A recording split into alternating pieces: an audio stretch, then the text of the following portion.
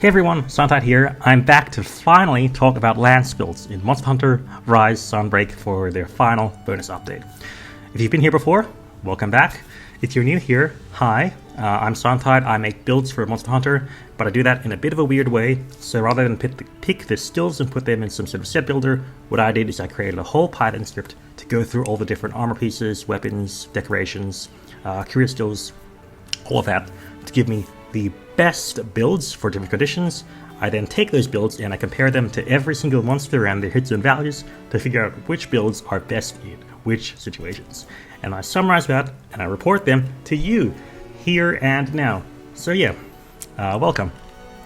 So let's talk about Lance very briefly. Basically, conventional wisdom says that Lance is a high roll weapon that utilizes counters to maximize your damage. This does create a weird situation where lance builds end up with this sort of three-way compromise between, normal damage skills, things like attack boost, weakness exploit, and even elemental skills like element exploit. But you also have guard skills, which increase the level of your guard, and what I call unique skills. Let's very quickly talk about those latter two. Basically, there are three what I call guard skills: guard, embolden, and guard up. In general, they improve the power of your guard, which lets you guard and counter more to do more damage. So guard skills do indirectly improve your damage. So the most simple one is guard, which at levels 1, 3, and 5 increase the power of your guard, letting you guard better and therefore counter better. But you also have embolden, which increases the power of your guard much more efficiently. So guard works at levels 1, 3, and 5. Embolden works at levels 1, 2, and 3, but only when a monster is enraged. Because that is more situational and you may prefer one or the other. Finally, you have guard up, which lets you guard otherwise unblockable attacks, things like Novas or sleep attacks. So which guard skills and how many guard skills you want is going to depend on a lot you and the monster you're fighting. So it will depend. The other thing we need to consider are what I call unique skills. These are skills that you only get from particular armor pieces or from curious crafting. These are skills that you cannot get from decorations, and because of that we're very limited in how many unique skills we get. And a few of them are very, very good for Lance. So I think the best one is Powder Mantle. I have a whole video where I calculate the math. Basically, this is a massive damage boost that's based on your roll, which Lance benefits highly from because it's a high roll weapon. You also have Mail of Hellfire and Buildup boost, which both increase your raw, particularly at level 1. Mail of Hellfire increases your raw damage by a lot, but you lose defense, and Buildup boost increases your raw damage by a decent amount, but only works on status weapons. Higher levels are still decent, but have lower effects than the first level. Bloodlust boosts your overall damage, especially your affinity, but it can be substituted with a level 4 decoration instead. And finally, Dragon Conversion is just a great elemental damage booster. So, when I'm making these sets, basically I try and guarantee 2 levels of guard skills. On the screenshots, I'll be having Embolden 2. Feel free to change this, feel free to put in Guard 2, or Guard and Guard Up, or whatever you want. If you want more guard skills, or you just want more comfort skills, or something like Fortify, this is what I'm going to recommend. I'm going to recommend first you remove Coalescence if it's on the build. Coalescence is a decent damage boost, especially with Bloodlust, but it is your lowest damage, increasing damage boost. Also remove higher levels of Element Exploit if you have it. 1 point of Elemental Exploit is great, high levels do very little, so feel free to remove higher levels. And then feel free to remove your unique skills. Get rid of point of Mail of Hellfire or whatever else. In particular, if you have a Bloodlust in your decorations, Bloodlust is very efficient as a curious skill slot, but not so efficient as a decoration slot. Basically, try and put Bloodlust as a curious crafting skill instead of a decoration. That'll free you up with a 4-slot decoration, which means you can pin in 2 defensive, 2 guard skills instead of just 1. So yeah. Final notes before we get started with the actual builds. All of these sets are going to be using the Attack Boost 3 2-2-2 charm, which you can get from Curious Melting Cyclists pretty easily. So feel free to get that first. And also feel free to rearrange the augments. So the augments that I'm going to list on the build cards themselves are going to be the ones that minimize the amount of curious crafting you have to do. But if you already have particular armor pieces, then you can just rearrange them. That's perfectly fine. And do get these from normal curious crafting. The one exception may be the one piece that needs a plus slot curious crafting upgrade. You can definitely get that much more efficiently from the plus slots thing, but that'll make you lose defense, and you'll probably get it decently fast just from normal curious crafting anyways. Finally, in this video, damage is calculated for the first 120 hits without sharpening. So yeah, I think that's a long enough time. Any more, then your damage may well reduce. So yeah, in today's video, we're going to basically be counting down towards the best lance. First, we'll be starting off with the elemental builds, which are split into two sections. Basically, the ones that are just decent, the ones that are just good, followed by the ones that are like really, really good, that are actually worth doing. Then I'll be talking about the best lance build, and then closing us off with situational builds that are at least worth talking about. So yeah, about element. Basically, while lance is indeed a raw-focused weapon, some enemies are still so weak to element that elemental weapons are still quite optimal. And by quite optimal, I mean you're still doing around 10% more damage with an elemental weapon than you are with a raw weapon. 10% is a lot of extra damage. And that's particularly useful on things like multiplayer if everyone is using poison. So elemental weapons are very, very much still worth considering, even for lance. So yeah, there are 3 of these what I call good or decent elemental lances. And luckily they all use identical armor pieces, which means you don't need a Curious Craft anymore once you already have the first one. So let's get into it. The first one is the Water Lance, the Kimi ga Kiru Kasa Plus, which you get from Mizutsune. So on screen up top I'll be listing an average damage, which is just some function of the raw of the build, the element of the build, the weapons, motion values, and monsters' weak points, first on average and then against particular monsters. And what you can see is that the Kimi ga Kiru Kasa Plus is really, really great against these water monsters. Things like water weak monsters, things like Flaming Espinas and Silver Rathalos, which are both really, really good. Again, you're doing about 10% more damage against these guys than you would with a conventional raw weapon, which makes this a really, really great option. The build you can see is also representative of a lot of the other lance builds. So you can see we got 3 points of Powder Mantle and 3 points of Mail of Hellfire, both of which are massive boost damage for your raw. You get a point of Bloodlust, which is great. In this case, you get a free point of Blood Awakening, which is very nice. It's not a huge deal, but it is a nice thing to have. 1 point of Element Exploit for the great elemental damage, things like Critical Element, all of your element boosting skills, and all of your attack boosting skills. So we managed to fit a lot of these here.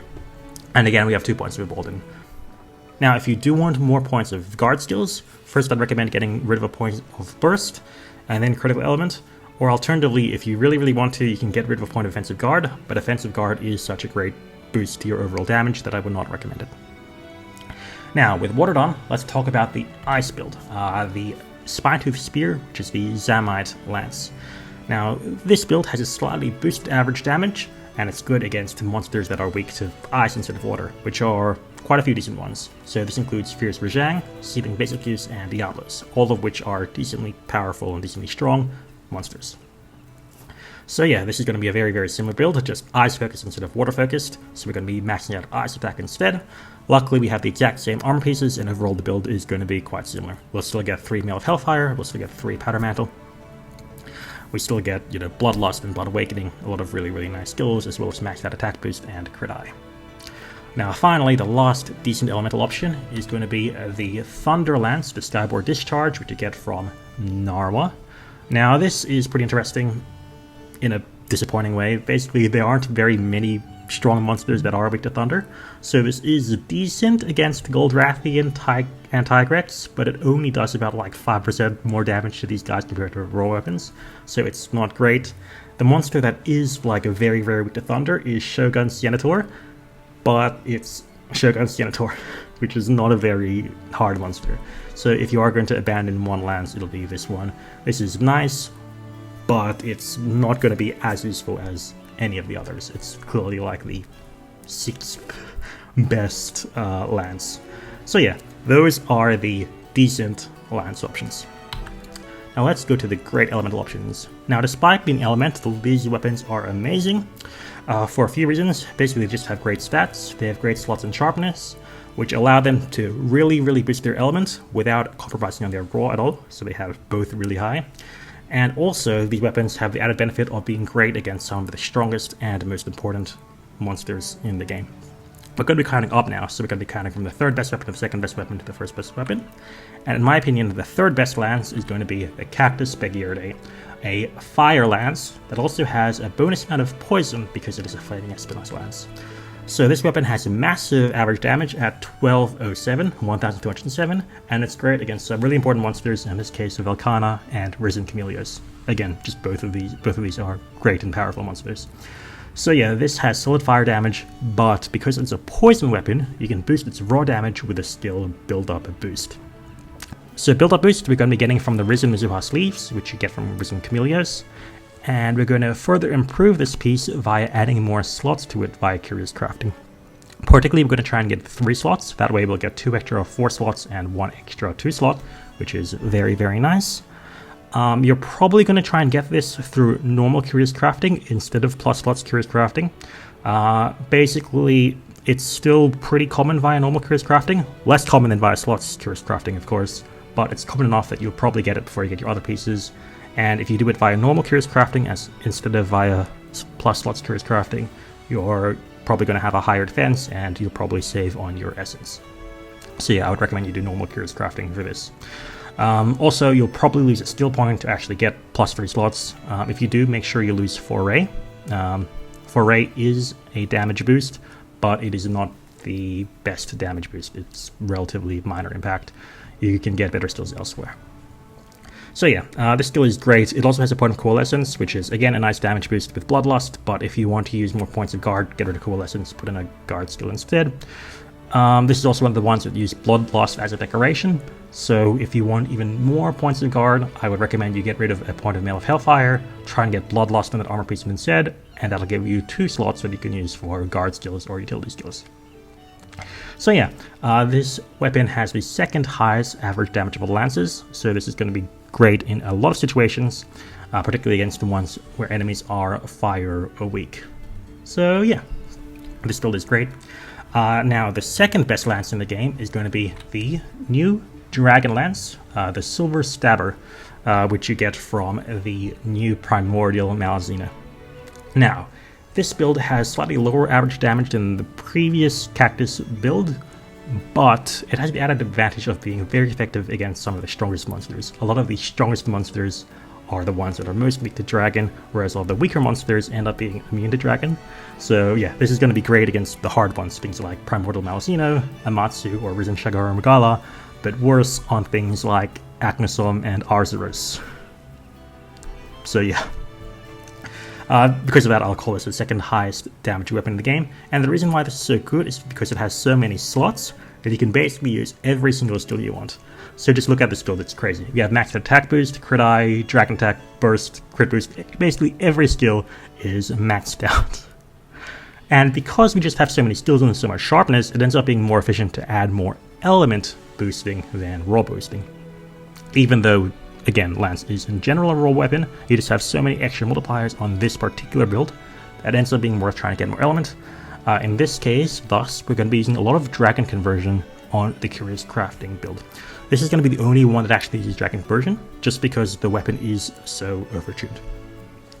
Of course, you can just use more points of Mail Hellfire and stuff like that instead, but just for overall maximal damage, especially against these really, really hard monsters, Dragon Conversion is going to be the way to go.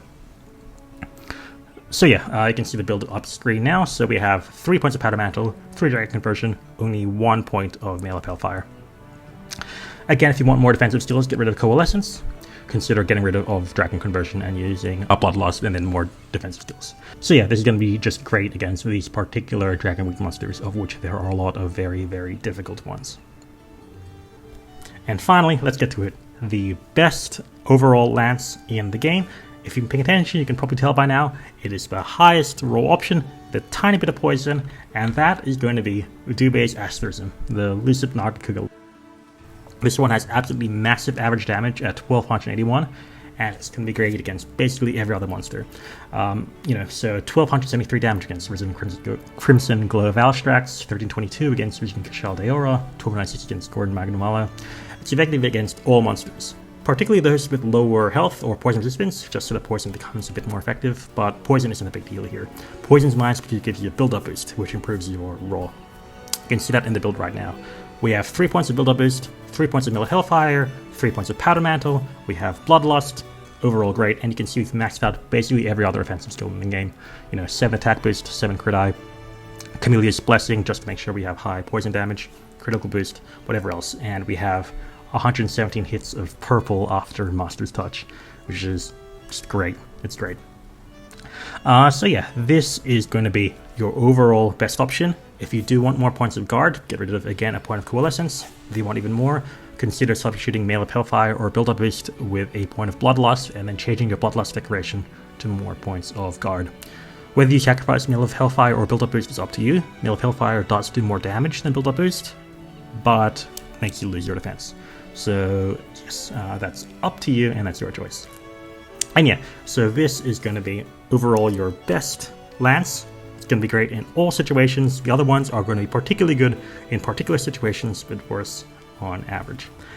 So yeah, basically we'll quickly go through the situation builds. So these are mostly going to be status builds. So you can use a sleep build from Elegant Fragrance, which does some decent damage actually. So you can see its average damage is 1194, which is pretty good.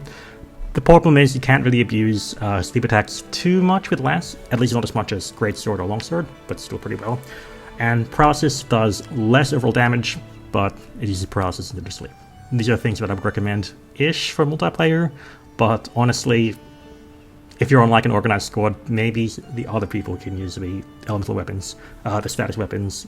Lance really likes that huge roll from Dubhe's Asterism. It's such a great weapon.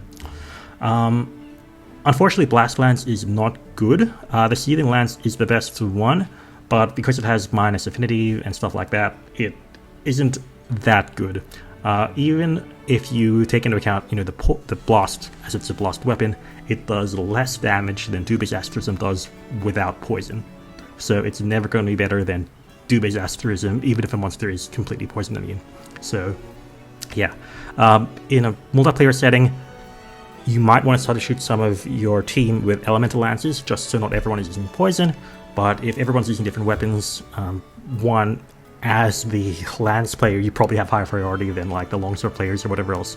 Let the longsword player use the element. You should probably be using Dubhe's Asterism if a monster is not very weak to element.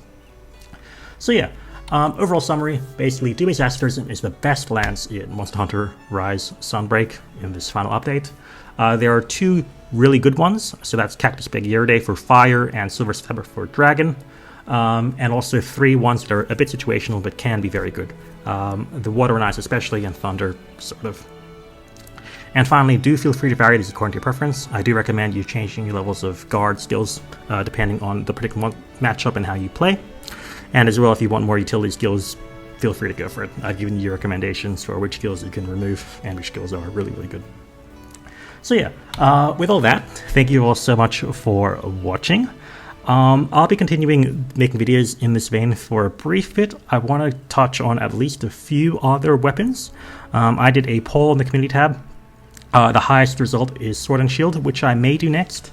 I may, despite the fact the majority do not agree, do Greatsword first, just because one, it's easier, so I can do it a bit faster, and two, I am actually very curious about how much element is useful on Greatsword.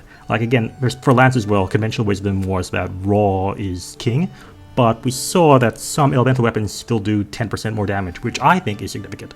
If it were 2 or 3% more damage, I wouldn't recommend building it, but if it's 10% more damage on hard monsters like Flaming Espinas, I think they are worth building, and I am very curious to see if there are great swords in the same vein.